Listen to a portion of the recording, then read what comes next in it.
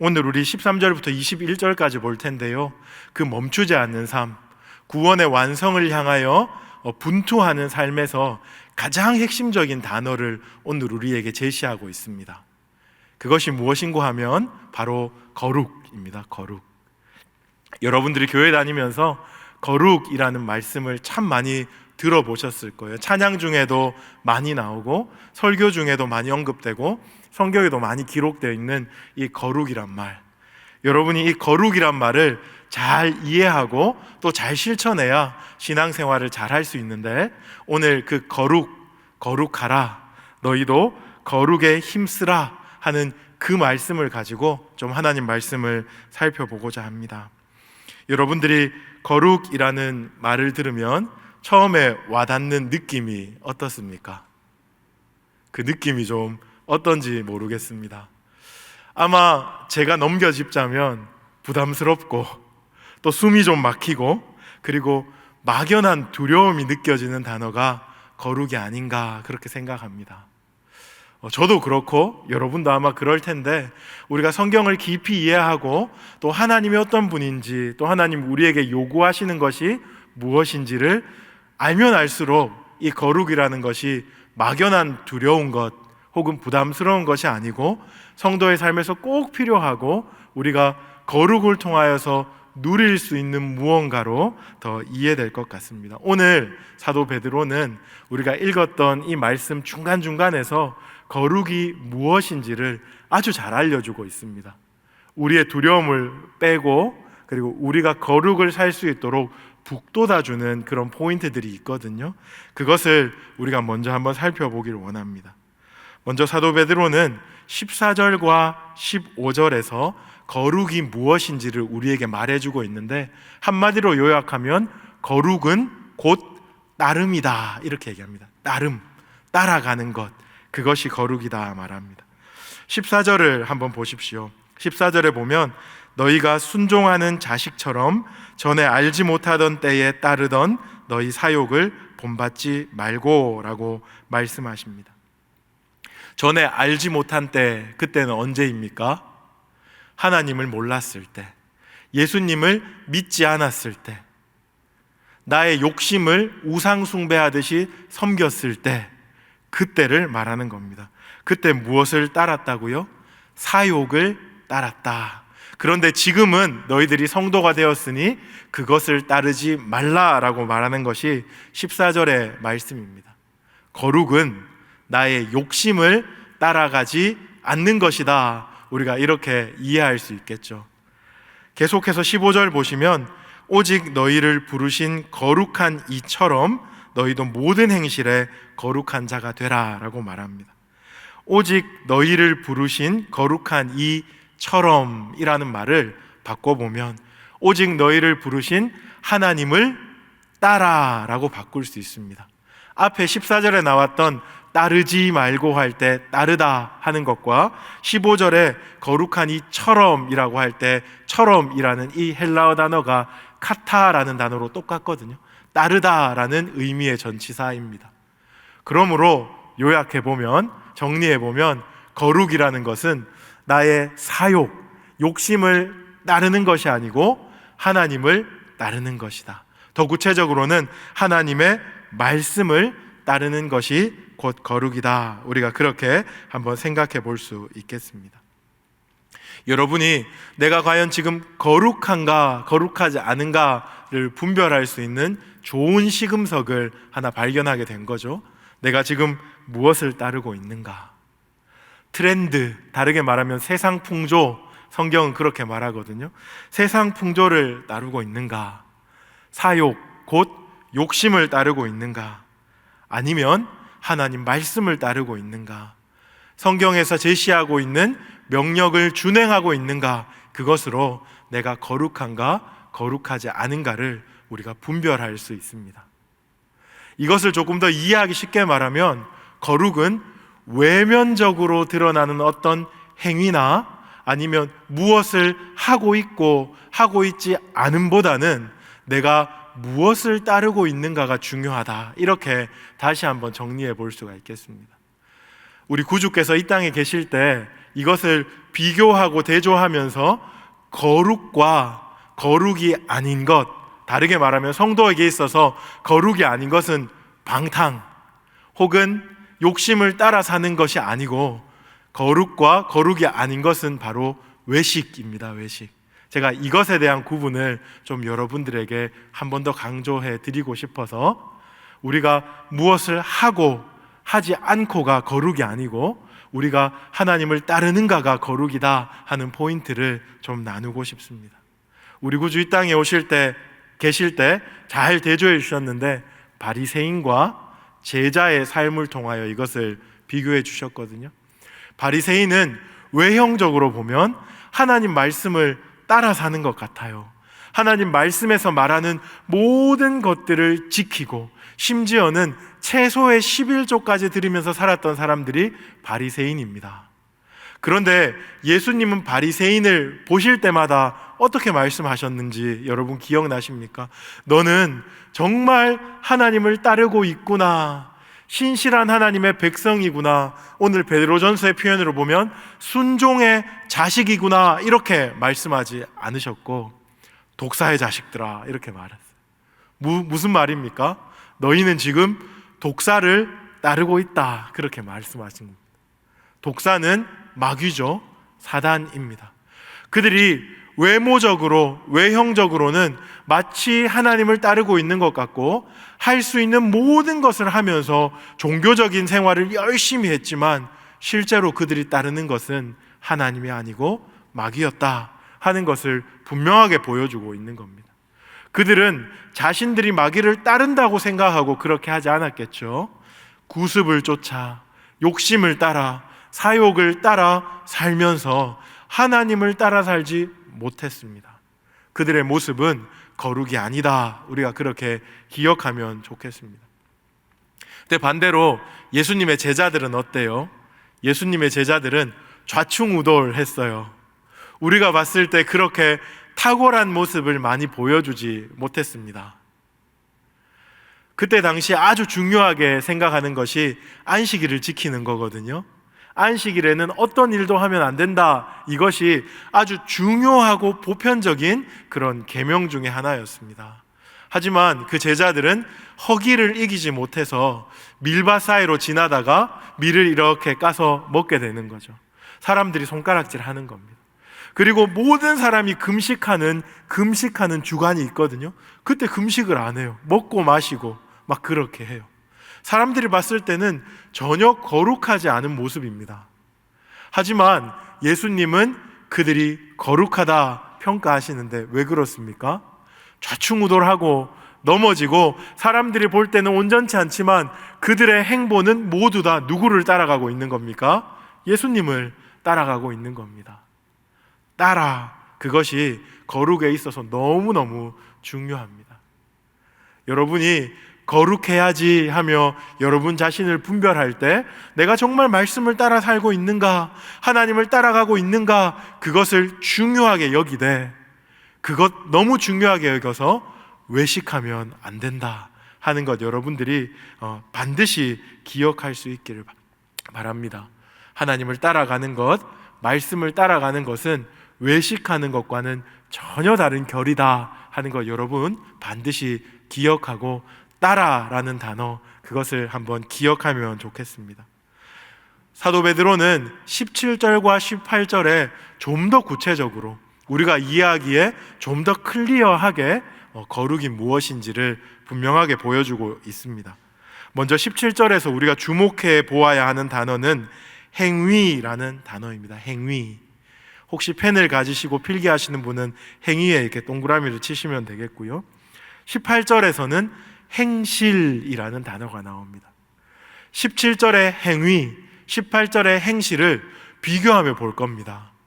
굉장히 비슷해 보이죠? 하지만 문맥으로 보면 완전히 다른 이야기를 지금 하고 있는 겁니다. 먼저 17절의 행위는 어떤 행위냐 하면, 외모로 보시지 않고 각 사람의 행위대로 심판하시는 하나님에 대한 이야기를 할 때 말씀하시는 행위입니다. 외모로 보지 않는다라는 말씀을 여러분 딱 들으시면 생각나는 장면이 하나 있어야 돼요. 우리가 사무엘상을 공부했었기 때문에 딱 생각나는 장면이 있어야 돼요. 뭡니까? 사무엘이 병에 기름을 채우고 기름 부을 자를 찾아 나섰어요. 그리고 이새의 집에 아들들 앞에 쭉 섰는데 하나님께서 사무엘에게 말씀하시는 겁니다. 사무엘상 16장 7절 하반절 말씀인데 이렇게 말씀하세요. 내가 보는 것은 사람과 같지 아니하니 사람은 외모를 보거니와 나 여호와는 중심을 보느니라. 외모로 보시지 않고 라고 말할 때 우리는 이 말 저편에, 이 말 이면에 그래, 하나님은 중심을 보시는구나 하는 깨달음을 딱 가지고 있어야 합니다. 그러므로 외모로 보시지 않고 각 사람의 행위대로 할 때 이 행위는 어떤 행위입니까? 중심을 들여서 행하는 행위입니다. 마음 중심에서 우러나오는 행위를 지금 17절에는 행위다 이렇게 말하고 있습니다. 그런가 하면 18절에는 어떤 행실을 말하고 있습니까? 18절 보십시오. 너희가 알거니와 너희 조상이 물려준 헛된 행실에서 대속함을 받은 것이니. 여기서 행실은 너희 조상이 물려준 헛된 행실이다 이렇게 말해요. 너희 조상이 물려줬다 이렇게 말하는 것은 율법과 깊은 관계가 있겠죠. 하나님께서 이스라엘 백성에게 율법을 주셨습니다. 왜 주셨습니까? 지키고 행하여 생명을 얻으라고 율법을 주었습니다. 지키고 행한다는 것은 이것이 하나님을 사랑하고 하나님을 예배하는 방편으로 사용되기를 원했던 하나님의 마음을 표현하는 겁니다. 율법은 사실 하나님이 백성들과 더 가까이 하기 위해서 주셨던 방편인데 이스라엘 백성들, 이들의 조상들은 율법을 어떻게 사용했습니까? 율법의 핵심은 간과해 버렸습니다. 오직 율법의 조문에 얽매였습니다. 제가 서두에 앞에 일단락을 말하면서 여러분에게 말했던 그 외식과 같은 의미입니다. 그래서 사도 베드로는 행실을 그냥 행실이다 말하지 않고 헛된 행실 이렇게 말했습니다. 하나님을 사랑하지도 않고 하나님을 예배하지도 않고 이 행함을 통하여서 영적인 복락과 기쁨을 누리지도 못하는 그냥 껍데기뿐인 행실을 지금 18절에서 말하고 있는 겁니다. 거룩은 무엇입니까? 거룩은 외모로 보시지 않는 하나님 앞에 나의 중심을 들여서 행하는 삶, 그것이 거룩입니다.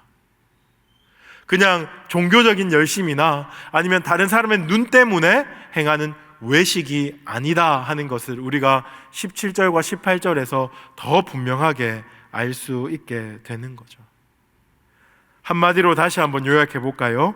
거룩은 예수를 따르는 것이고, 거룩은 기계적이고 형식적인 종교 생활이 아니라 중심이 들어가 있는 행위, 하나님과 마음을 통한 삶이다. 이렇게 제가 정리했습니다. 다시 한번 읽어볼까요? 거룩은 예수를 따름이고, 거룩은 기계적이고 형식적인 종교 생활이 아니고 중심이 있는 행위이고 하나님과 마음을 통한 삶이다. 여러분이 거룩을 이렇게 좀 이해하시면 좋겠습니다. 하나님께 중심을 드리는 것, 중심을 들여서 하나님의 말씀을 따르는 겁니다. 하나님을 더 사랑하기 위해서, 하나님을 더 기뻐하기 위해서, 하나님을 더 예배하기 위해서 하는 모든 행실이 거룩이다. 그렇게 여러분들을 이해하시면 참 틀림이 없을 것 같습니다. 그리고 사도 베드로는 이 거룩을 위해서, 거룩이 이러한 것이라면 우리가 어떻게 해야 거룩한 삶을 살 수 있는가도 오늘 본문에서 분명하게 이야기해주고 있습니다. 크게 두 가지로 이야기해주고 있는데 제가 그 큰 두 가지를 여러분들과 함께 이 시간 나누기 원합니다. 먼저는 성도가 거룩하기 위해서는 구주 예수 그리스도의 그 십자가의 은혜를 기억하라 하는 이야기를 지금 베드로전서 전체에서 중요하게 다루고 있습니다. 우리가 거룩하기 위해서는 어떻게 해야 한다고요? 그리스도께서 우리를 위해서 어떠한 죽음으로 죽으셨고 그 십자가의 죽음이 어떤 가치를 가지는지를 우리가 반드시 알아야 한다 하는 겁니다. 그것이 18절로 21절에 기록되어 있습니다. 제가 하나하나씩 좀 짚어드리길 원하는데요, 18절 하반절 한번 보십시오. 우리가 찬양으로도 많이 부르는 아주 유명한 말씀이 있죠.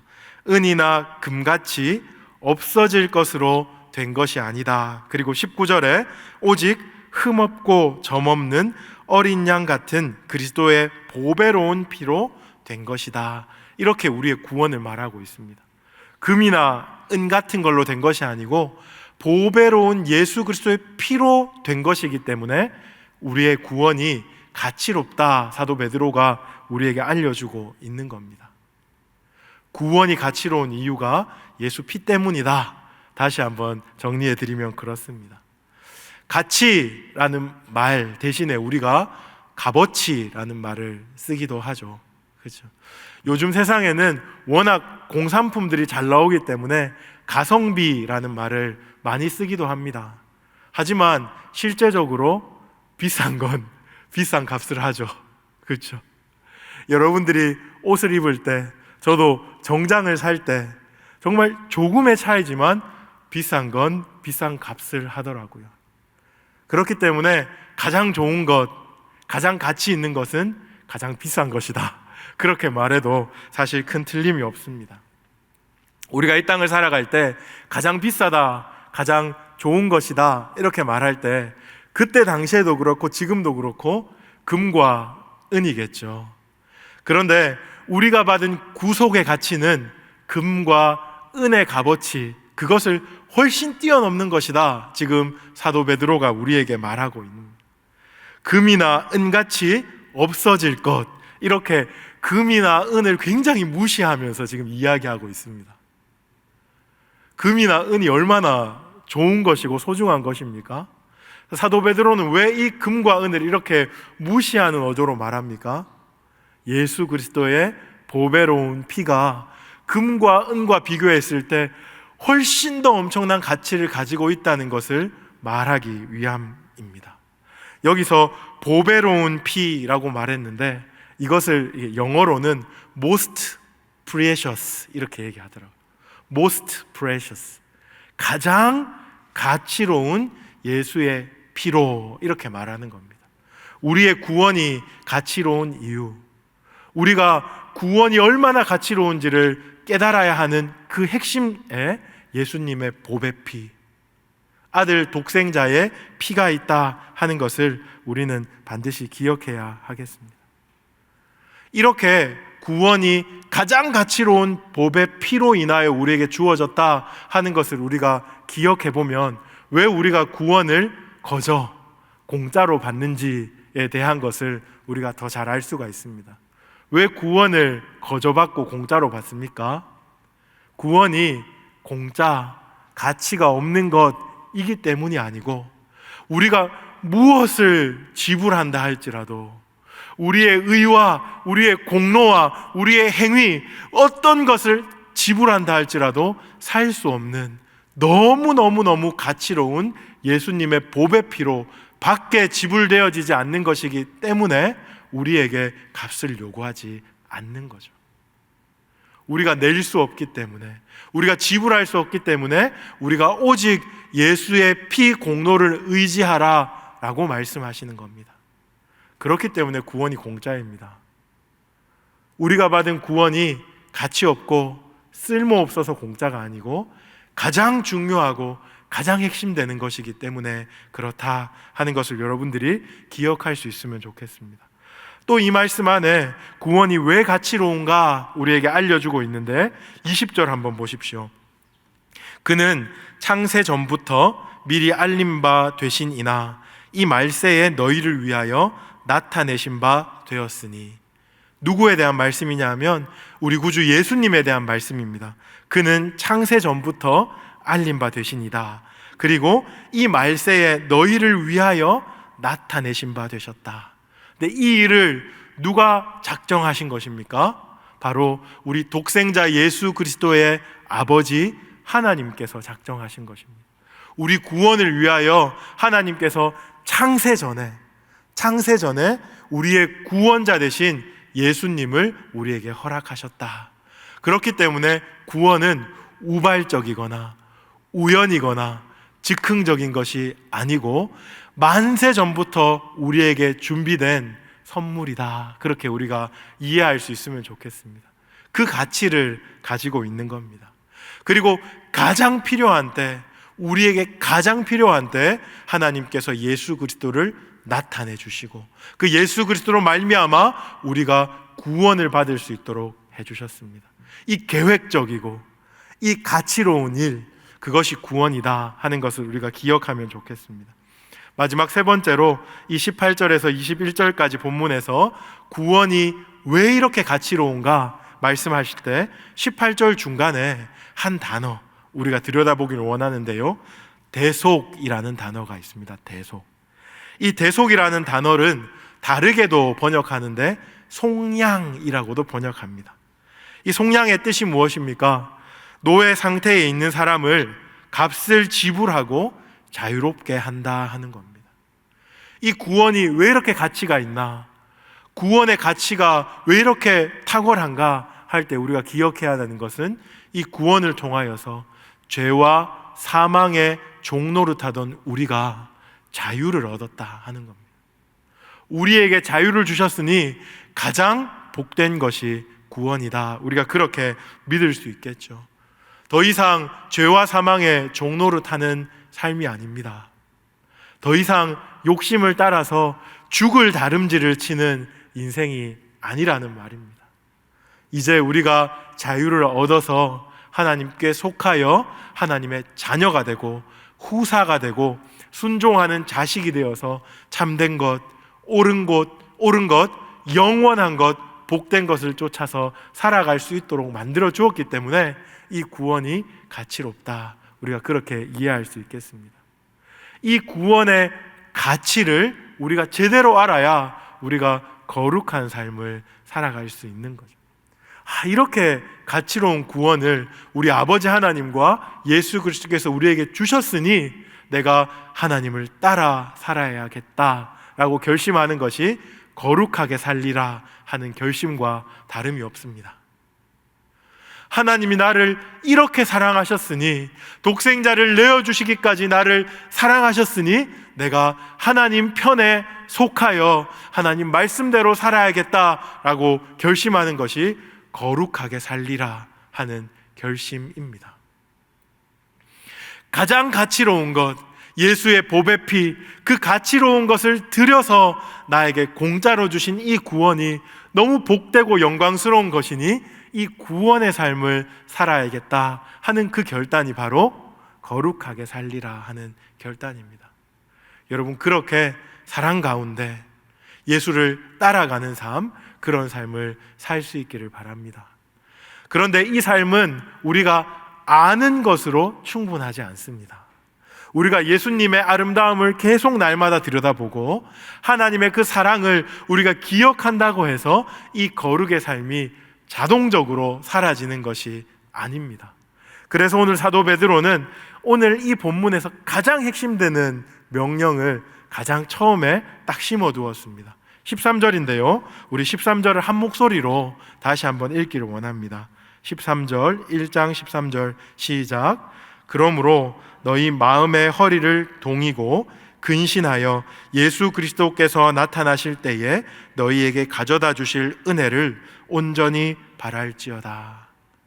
이 명령을 이해하기 위해서는 약간 신학적인 이해가 필요합니다.